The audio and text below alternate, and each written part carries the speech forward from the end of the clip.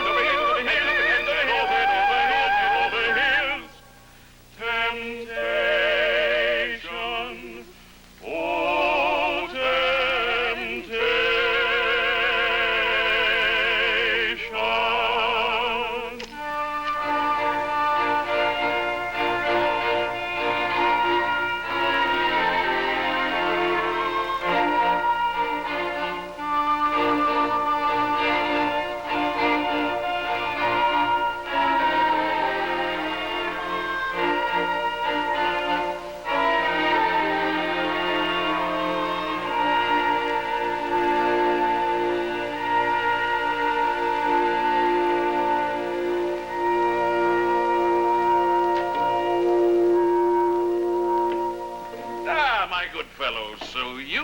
a jester. Aye, sir. And like some of my jests, out of place. I have a vacancy for such an one. Tell me, what are your qualifications for the post? Why, sir, I have a pretty wit. I warrant you, a pretty wit.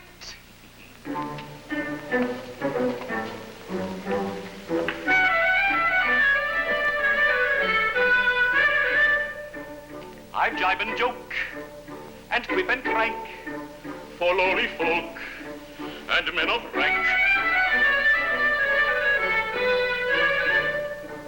I ply my craft, and know no fear, but aim my shaft at prince or peer, at peer or prince, at prince or peer.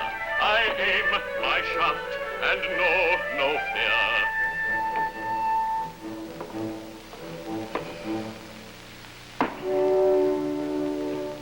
I've wisdom from the east and from the west, that's subject to no academic rule. You may find it in the jeering of a jest, or distill it from the folly of a fool. I can teach you with a quip if I've a mind. I can trick you into learning with a laugh. Oh, we know all my folly, and you'll find a grain or two of truth among the chaff. Oh, we know all my folly, and you'll find a grain or two of truth among the chaff. I can set a braggart quailing with a quip. The upstart I can wither with a whim. He may wear a merry laugh upon his lip, but his laughter has an echo that is grim. When they're offered to the world in many guise, unpleasant truths are swallowed with a will. For he who'd make his fellow creatures wise should always gild the philosophic pill. For he who'd make his fellow creatures wise should always gild the philosophic pill. Can you give me an example of your wit? Say that I had sat me down hurriedly on something sharp. Why, then, sir, I should say that you had sat down on the spur of the moment. On the spur of the moment? I don't think very much of that. Is that the best you can do? It has always been very much admired, sir. But we will try again. Suppose that I caught you kissing the kitchen wench under my very nose.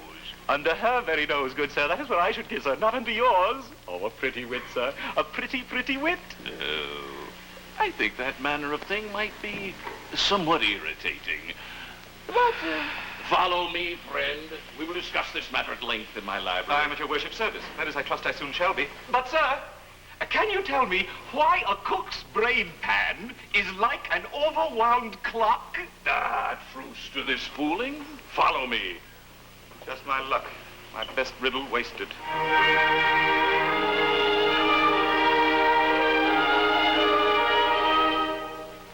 Tis dawn, I am a bride. Little ring that bears in my circlet all the gladness that lovers hope for and that poets sing. Why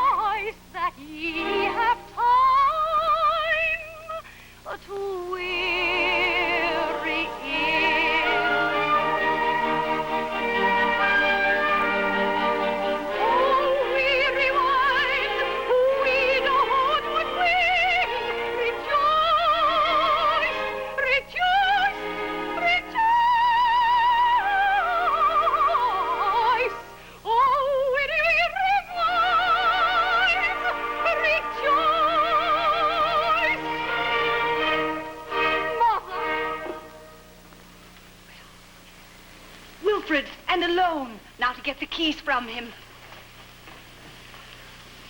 Wilfred, has no reprieve arrived? None, and mine adored Fairfax is to die. Oh, nay, thou knowest I have only pity for the poor gentleman. I know that he who is about to die is more to thee than I, who am alive and well. Why, my dear Wilfred, do they not say that a live axe is better than a dead lion? Oh, I don't mean that, for it does not apply to thee, who art clever beyond all telling. Oh, yes, as an assistant tormentor. Nay, as a wit, as a commentator on the vanity of human resolution. Truly, I have seen great resolution give way under my persuasive methods, in the nice regulation of a thumbscrew.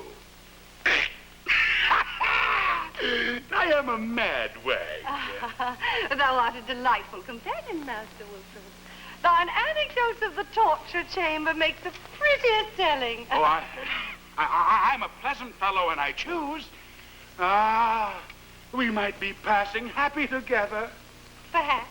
For thou wouldst make a most tender and loving wife. Aye. And to think, he whom I'm to wed is alive and somewhere, perhaps far away, perhaps close at hand, and I know him not. Now say that it is I. Nay, suppose it for the nonce.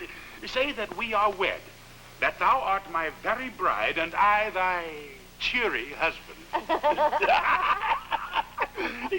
And the day's work being done, the prisoners stored away for the night, thou and I are alone together, with a long, long evening before us.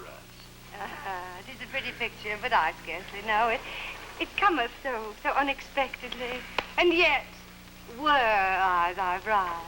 Aye, wert thou my bride? Oh, how I would love thee.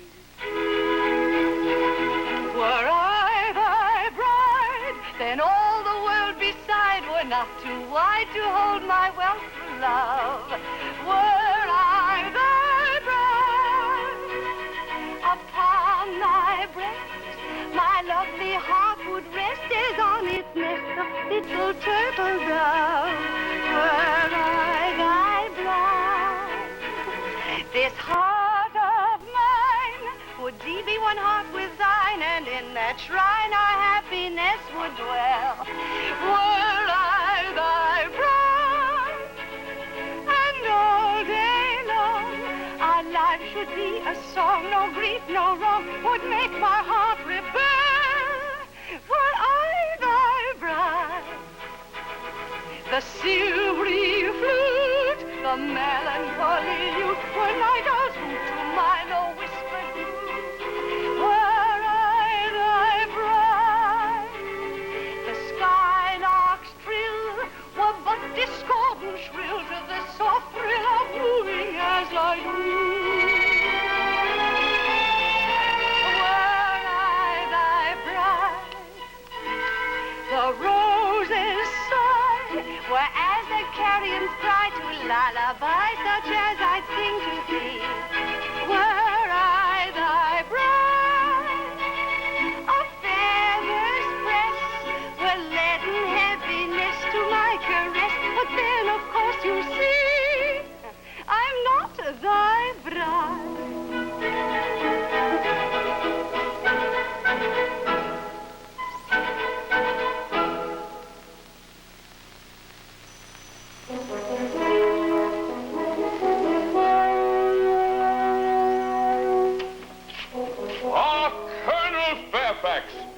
I mean, Leonard, my son, you're just in time for the colonel's execution. Sergeant Merrill, thou runnest a grave risk for me. Tut, sir, no risk. I'll warrant none here will recognize you. You make a brave yeoman, sir. The yeomen are assembling for the colonel's execution. Now remember, sir, from now on you are my brave son, Leonard.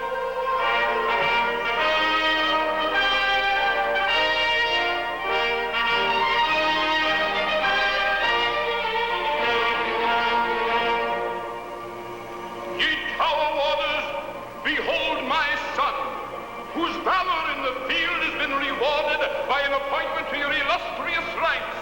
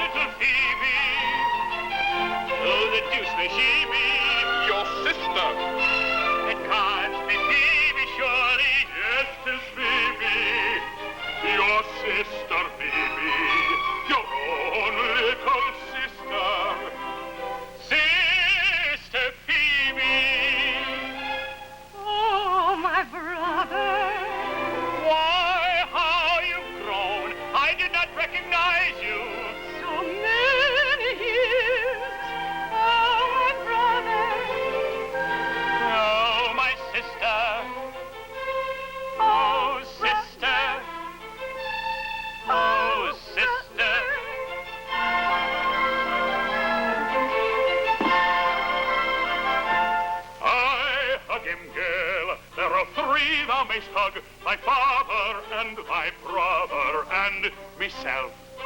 Thyself, forsooth, and who art thou thyself?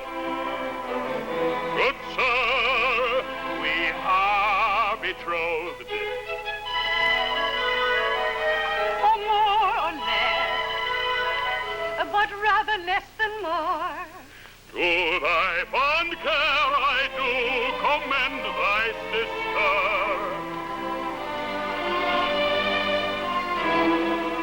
Be to her an ever-watchful guardian, eagle-eyed, and when she feels, as sometimes she does feel, disposed to indiscriminate caress, be thou at hand to take those favors from her. Be thou at hand to take those favors from her.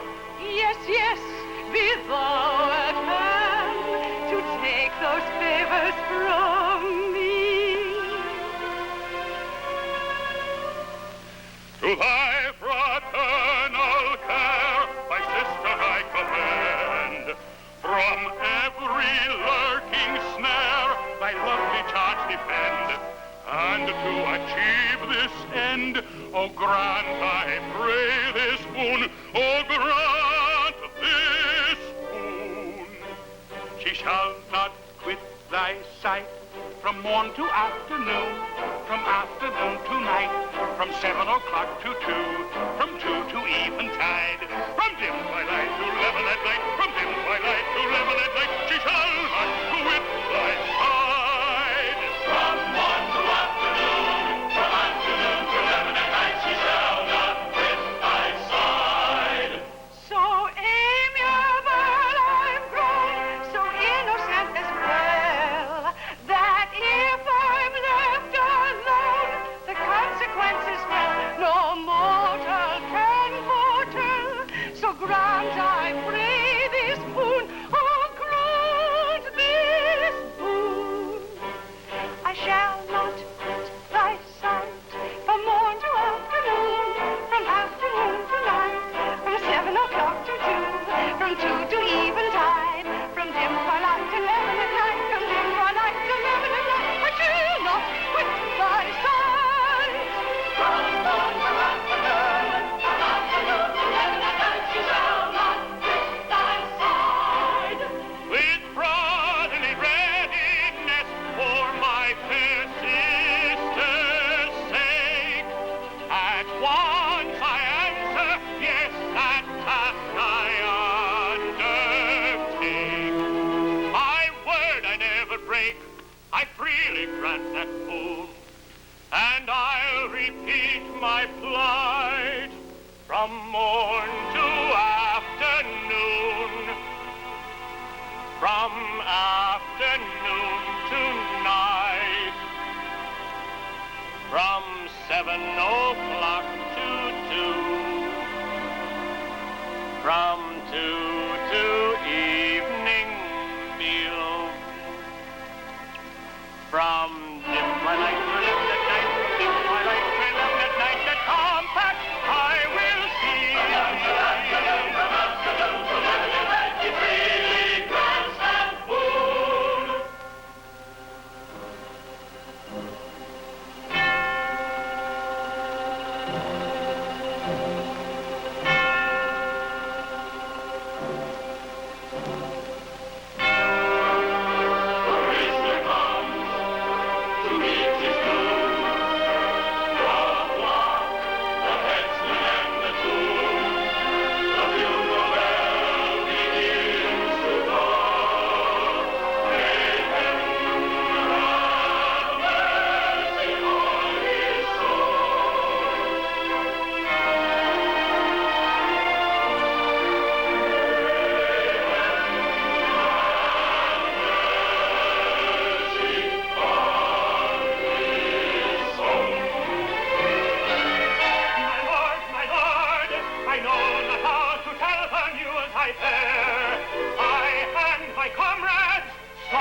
prisoner's cell. He is not there. He is not there. They saw the prisoner's cell. He is not there. escort for the prisoner we sought. He said the duty bound, the double gratings open were no prisoner at all. We found we hunted high, we hunted low, we hunted here, we hunted there. The man we sought with anxious care had vanished into empty air. The man we sought with anxious care had vanished into empty air. Astounding news, the prisoner fled. My life shall forfeit me instead. My lord, I did not set him free. I hate the man, me rival he.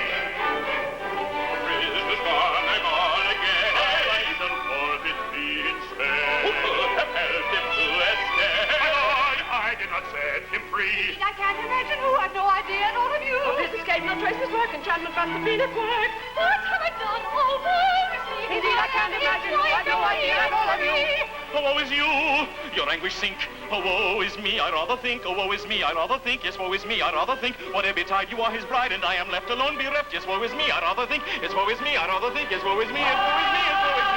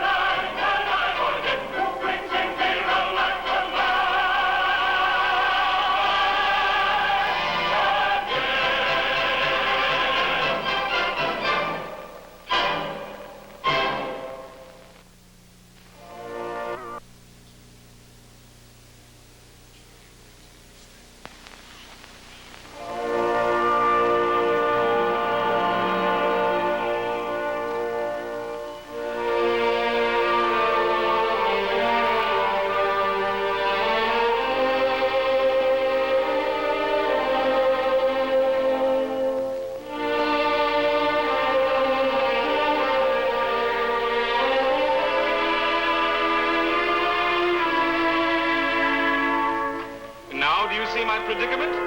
Either Fairfax is found or I am lost.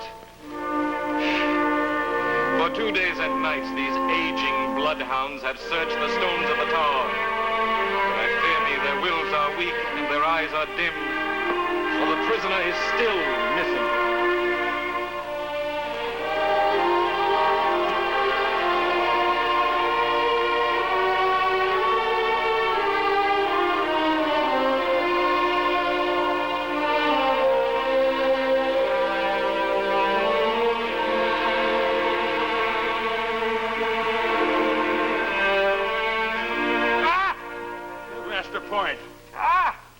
Jailer. Jailer that wast, jailer that never shalt be more. Come, take heart and be merry, as I am. As I am. Aye, it is well for thee to laugh, for thou hast a good post and hast cause to be merry. Cause? Have we not all cause? Is not the world a big butt of humor? In all confidence, Master Point, I have often thought that the jester's calling would suit me to a hair. Thee? Would suit thee, thou death's head and crossbones? Aye, I have a pretty wit, spiced with anecdotes of prison cell and torture chamber, and, oh, a very delicate wit. And it should not be difficult to be a good jester, seeing that thou art one. Difficult? Nothing easier. Nothing easier. I'll prove it to thee. Oh, Private Buffoon is a light-hearted loon if you listen to popular rumor. From the morn to the night, he's so joyous and bright, and he bubbles with wit and good humor. He's so quaint and so terse, both in prose and in verse, yet though people forgive his transgression, there are 1 or 2 rules that all family fools must observe if they love their profession. There are 1 or 2 rules, half a dozen maybe, that all family fools of whatever degree must observe if they love their profession.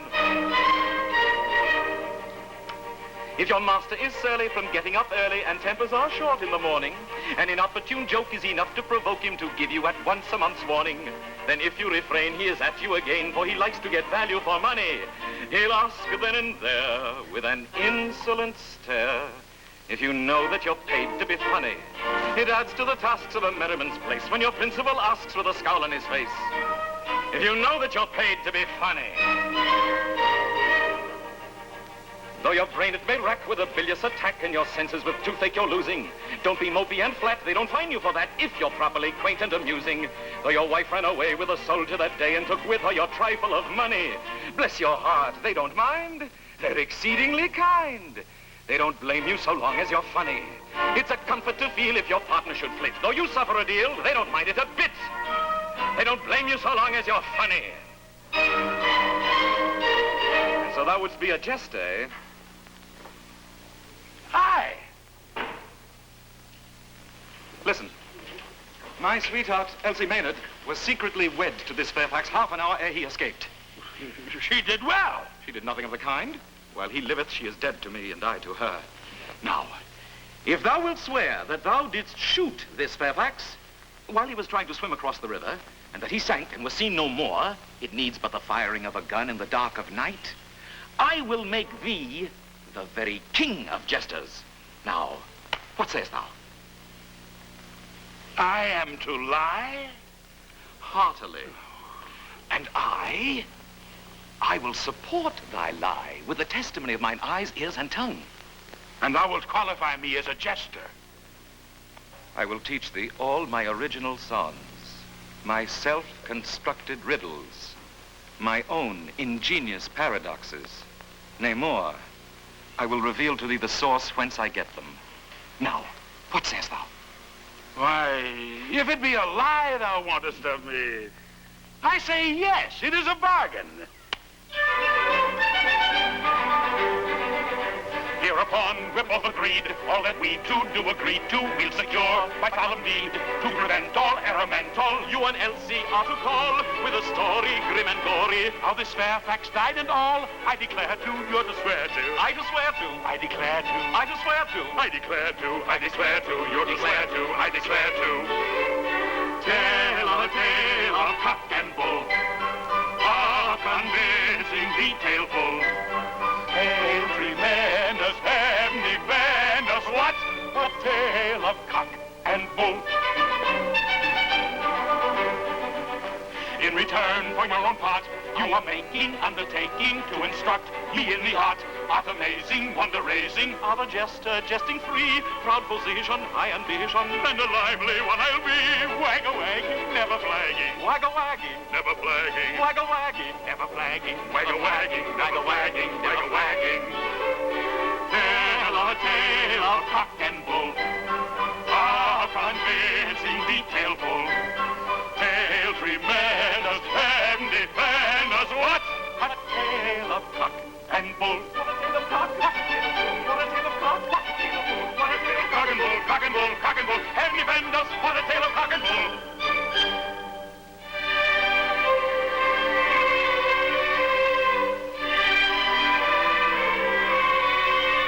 Well, Sergeant Merrill, and how fares thy pretty charge, Elsie Maynard? She is quite strong again, sir, and leaves us tonight. Thanks to Dame Crother's kind nursing, eh? Deuce take the old witch. Ah, sir, why did you bring the fainting girl to me? It gave the old lady an excuse for taking up her quarters in my house, and for the last 2 years I've shunned her like the plague. Another day of it, and she would have married me. Good Lord, here she is again. Nay, Sergeant Merrill, do not go. I have something to say to thee. It's coming. In faith, I think I'm not wanted here. Nay, Master Leonard, I have naught to say to thy father that his son may not hear. 'Tis about this Elsie Maynard. A pretty girl, Master Leonard, and she hath a liking for thee, or I mistake not. With all my heart, I wish 'twas so. Then be warned in time. Give not thy heart to her. She's a married woman. A married woman. Tush, old lady, she's promised to Jack Point, the lieutenant's new jester. Tush in thy teeth, old man. As my niece Kate sat by her bedside today, this Elsie slept. And as she slept, she moaned and she groaned. How shall I marry one I've never seen? Then, 100 crowns, quoth she. Is it certain he will die in an hour, quoth she. Then, I love him not, and yet I am his wife. Art thou sure of all this? Oh, aye, sir, for I wrote. Mark my words, 'twas of this Fairfax she spake, and he is her husband. Can this be true, son? True? true. Why, the girl was raving. Why should she marry a man who had but an hour to live? There be those who would marry but for a minute rather than die old maid. I know one of them. Strange adventure maiden wedded to a groom she'd never seen. Never seen. Groom about to be beheaded, even out on Tower Green. Tower Green. Groom in dreary dungeon lying. Groom as good as dead or dying for a pretty maiden sighing. Pretty maid of 17. 17.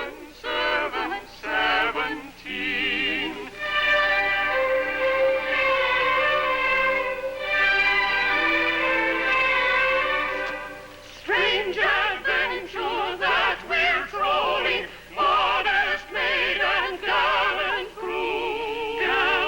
Gallant groom. While the funeral bell is tolling, bimma boom, bimma boom. Modest maiden will not tarry, though but 60 years she carried. She must marry, though the altar be your tomb. Tower, tower, tower, tomb.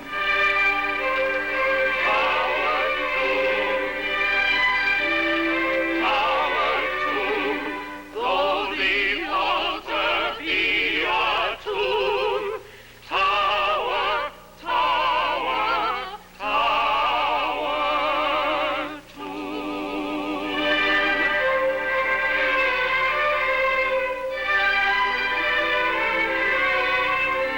So, my mysterious bride is no other than the winsome Elsie. I might have fared worse with my eyes open.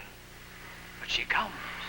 Now to test her principles. 'Tis not every husband who has a chance of wooing his own wife. Mistress Elsie, Master Leonard. so thou leavest us tonight. Yes, Master Leonard. I've been kindly tended, and I'm loath to go. Prithee, tell me, when thou didst faint in my arms, was it for joy at the escape of Colonel Fairfax? It may be so. I was highly wroth, Master Leonard, and I am but a girl. And when I'm highly wroth, I faint. Master Leonard! Oh, Mistress Elsie, my heart bids me be bold. I love thee ardently, passionately. I would fain join my life to thine. Master Leonard, thou art jesting. Jesting? May I shrivel into raisins if I jest. Oh, mercy, what am I to say? Dost thou love me, or hast thou been insensible these 2 days? So I may not listen. I am not free. I am a wife. Thou, a wife? Whose? His name, come, his name. Oh, sir, keep my secret. My husband is none other than Colonel Fairfax. That villain. I was blindfolded, and he was to have died, and he did not die, and now we are wedded, and my heart is broken. Thou shouldst have insisted on his dying first, to make sure. Oh, I wish I had. A fig for this, Fairfax. Fly with me, Elsie. We will be married tomorrow. Oh, Master Leonard, for shame. I am a wife, sir, and I have a duty, and oh, sir, thy words are wicked words. Shame, shame upon me. Nay, Mistress Elsie, I did but jest. I spake but to try thee. No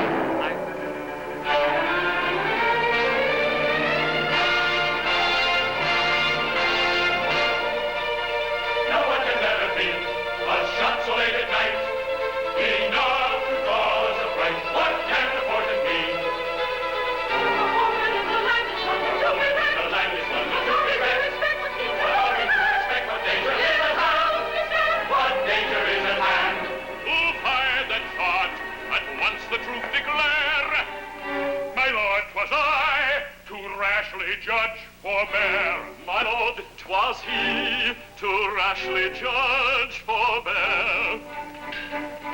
Like a ghost his vigil keeping. Or a spectre all appalling. I beheld a figure creeping. I should rather call it crawling. He was creeping. He was crawling. He was creeping, creeping. Crawling. He was creeping. He was crawling. He was creeping, creeping. Crawling. Not a moment's hesitation, I myself upon him flung. With a hurried exclamation to his draperies I hung. We closed with one another in a rough and tumble smother. Colonel Fairfax and no other was the man to whom I clung. Colonel Fairfax and no other, Colonel Fairfax and no other, Colonel Fairfax and no other was the man to whom he clung. After mighty tug and tussle, It resembled more a struggle, be by dint of stronger muscle, or by some infernal juggle. from my clutches quickly sliding, I should rather call it slipping, with a view no doubt of hiding, or escaping to the shipping. with a gasp and with a quiver. I describe it as a shiver. Down he dived into the river, and alas, I cannot swim. Enough to make it with a gasp and with a quiver. Down he dived into the river. It was very brave of him. Ingenuity is catching with a view, my king of pleasing, art repulsed from treachery snatching. I should rather call it seizing. With an ounce or two of lead, I dispatched him through the head. With an ounce or two of lead, he dispatched him through the head. I discharged it without winking. Little time I lost in thinking. Like a stone, I saw him sinking. I should say a lump of lead. He discharged it without winking. Little time he lost in thinking. Like a stone, I saw him sinking. I should say a lump of lead. Like a stone, me boy, I said. Like a heavy lump of lead. Like a stone, me boy, I said. Like a heavy lump of lead. Anyhow, the man is dead, whether stone or lump of lead. Anyhow, the man is dead, whether stone or lump of lead. Dr. Blossom says he's seizing with the beauty scheme of pleasing. Dr. Blossom says he's seizing with the beauty scheme of pleasing. With a shot into the head, and he's very, very dead. And it matters very little whether stone or lump of lead. He's very, very certain that he's very, very dead. Stone. Lead.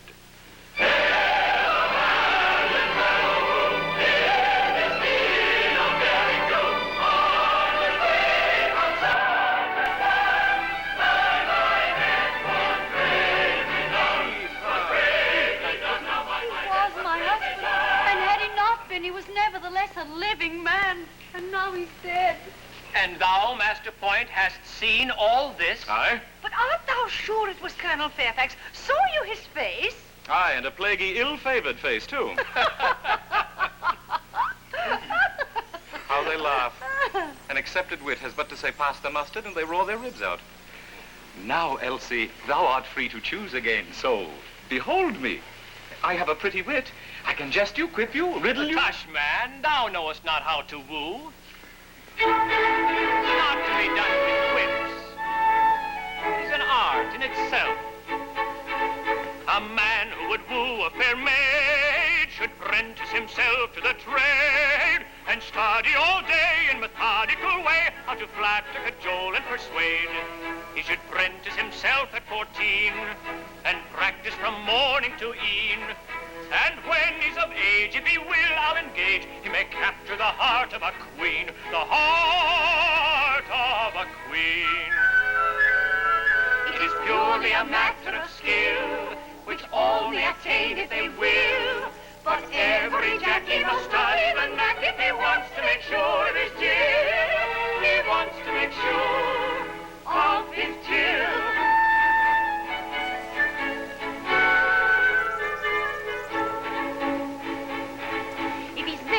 Use of his time, his twigs are so carefully lined that every bird will come down in his word, whatever its movement or climb. He must learn that the thrill of a touch may mean little or nothing or much.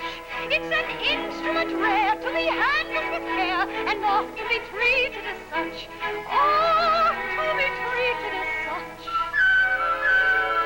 It is purely a matter of skill, which all may attain if they will. But every Jackie must study the knack if he wants to make sure of his jill. He wants to make sure of his jill.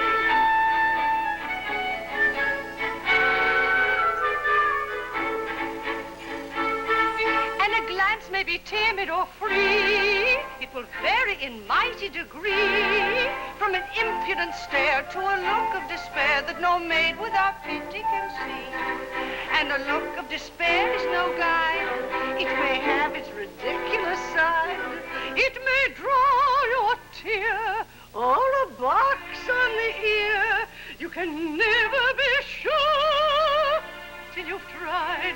Oh, never be sure till you've tried. A matter of skill, which all may attain if they will. But every Jackie must study the knack if he wants to make sure of his jill. He wants to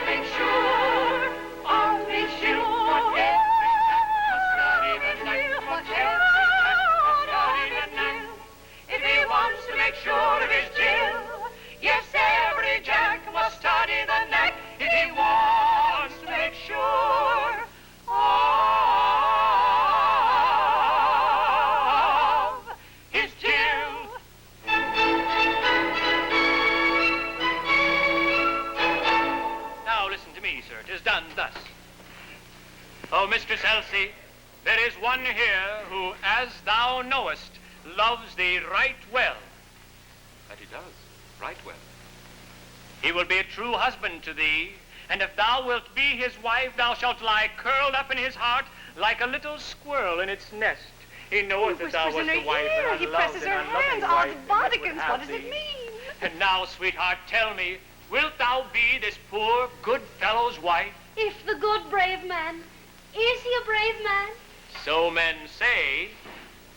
Now, that's not true, but let it pass. Will be content with a poor, penniless, untaught maid.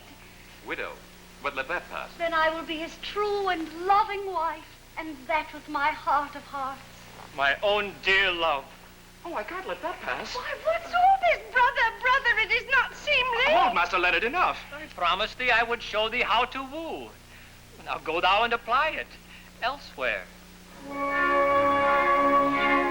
a wooer goes a-wooing, naught is truer than his joy. Maiden hushing all his suing, boldly blushing, bravely coy, bravely coy. Boldly blushing, Boldly bravely blushing. coy. Oh, the happy days of doing. Oh, the happy days of doing, oh, the sighing and the stewing, when a wooer goes a-wooing, oh, the sweets that never cloy. When a brother leaves his sister for another sister, weeps tears that trickle, tears that blister, tears but mickle, sister reaps, tears that trickle, tears that blister. Oh, the doing and undoing. Oh, the doing and undoing, oh, the sighing and the stewing, when a brother goes a-wooing, and a sobbing sister weeps. When the jester is outwitted, feelings fester, heart is led, food for fishes, only fitted, jester wishes he was dead. Food for fishes, only fitted, jester wishes he was dead. Oh, the doing and undoing, oh, the sighing and the stewing, when a jester goes a-wooing, and he wishes he was dead. Oh, the doing and undoing, oh, the sighing and the stewing, when a jester goes a-wooing, and he wishes he was dead. He wishes he was dead.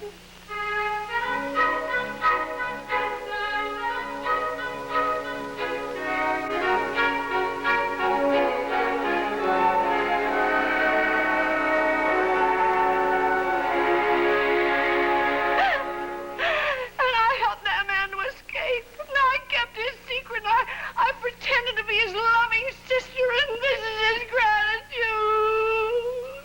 In tears, eh? What a plague art thou grizzling for now? Well, thou hast often wept for jealousy. Well, 'tis for jealousy that I weep now. But I have never given thee cause for jealousy. Jealous of thee? Bah! I'm jealous of a better man than thou, Master Wilfred. And he is to marry that Elsie Maynard, that pale little fool. And my heart is well nigh broken. The man thou lovest is to marry Elsie Maynard. But that is no other than my brother, Leonard Merrill. Oh, mercy, what have I said? Who is this man whom thou hast called brother and coddled and kissed? Who? It is this accursed Fairfax. Fairfax, Whom thou hast just shot and now lies at the bottom of the river? I may have been mistaken, but I'll make sure this time. Stay. One word. I think it cannot be Fairfax, because thou hast just slain Fairfax. But whether it be Fairfax or no, he is to marry Elsie Maynard.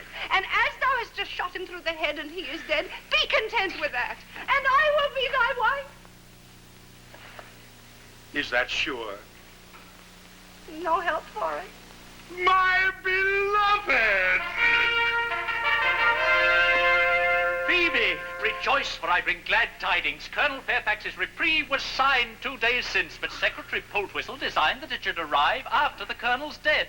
It is now in the Lieutenant's possession. Then the Colonel is free. Oh, my dear. Oh, What stopped death in my life? Are we all mad? Come away from him, though, hussy. Phoebe, who is this man? Peaceful. He's my brother. Are there any more of them? This is the real Leonard Dolt, my father's own son. I'll go and tell our father the news. I mistrust thy brothers. Now, Wilfred, be just. Truly, I did deceive thee before, but it was to save a precious life. Come, I will be thy Phoebe, thy very own, and we will be wed in a year or 2 or 3 at the very most. Is that not enough for thee? Phoebe, hast thou heard the brave news? Aye, Father. Why, what's all this? Oh, Father, he discovered our secret through my folly, and the price of his silence is... Phoebe's heart. Oh, no, Phoebe's hand. It's the same thing. Is it? 'Tis a pity, but the Colonel had to be saved at any cost. So, Dame Carruthers! this is a plot to shield an arch-fiend, and I have detected it. A word from me and 3 heads would roll. At any cost. Hush, pretty one. Such bloodthirsty words ill become those cherry lips. Sergeant Merrill. Look ye, Chuck, for many a month I've thought to myself, there's snug love saving up in that middle-aged bosom for someone. Why not for me? Would that I had the courage to tell her I love her. There, I've done it. But remember, not a word about Fairfax. The price of thy silence is... Thy heart? No, my hand. It's the same thing. Is it?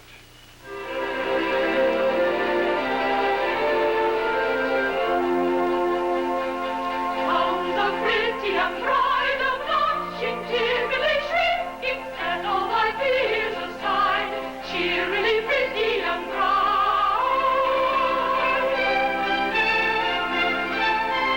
Brave is the youth to whom thy love thou art willingly linking. Love no valor is here, loving as loving can be. Brightly thy summer is shining, brightly thy summer is shining, fair as the dawn of the day. 'Tis said the joy in full perfection comes only once to womankind. That of the times on close inspection, some lurking bitter we shall find.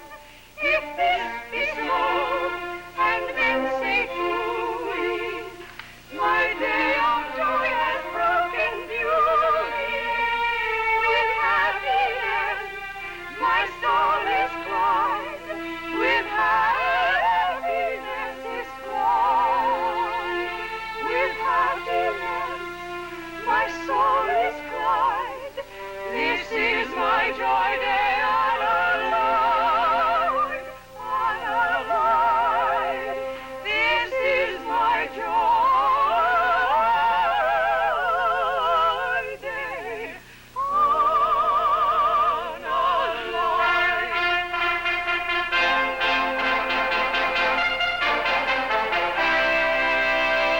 Old pretty one, I bring to thee news, good or ill, it is for thee to say.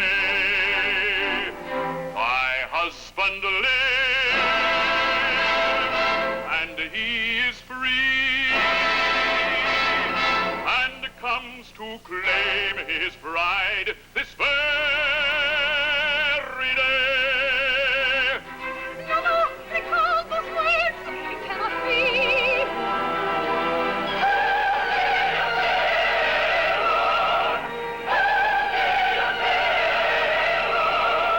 Who is the man who in his pride lays the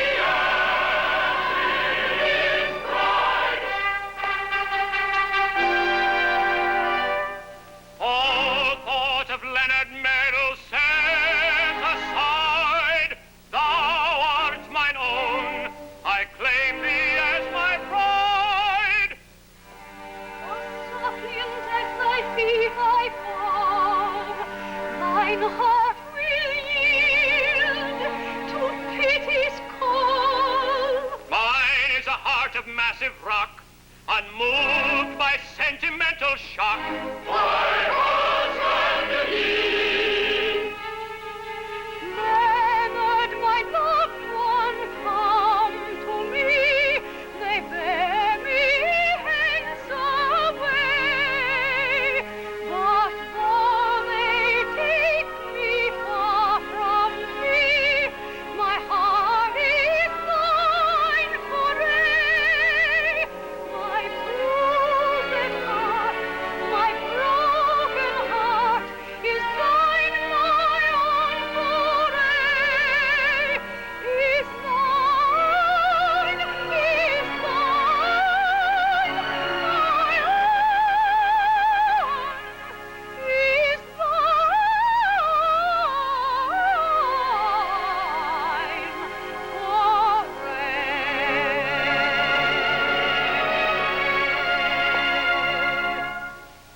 Sir, I obey. I am thy bride. Leonard, My own! With happiness my soul is cloyed. This is our joy day unalloyed. Yes, yes, with happiness their souls are cloyed. This is their joy day unalloyed. With happiness their souls are cloyed. This is the joy day unalloyed. The joy day unalloyed. Oh, thoughtless crew, ye know not what ye do. Attend to me and shed a tear or two. For I have a song to sing. Oh,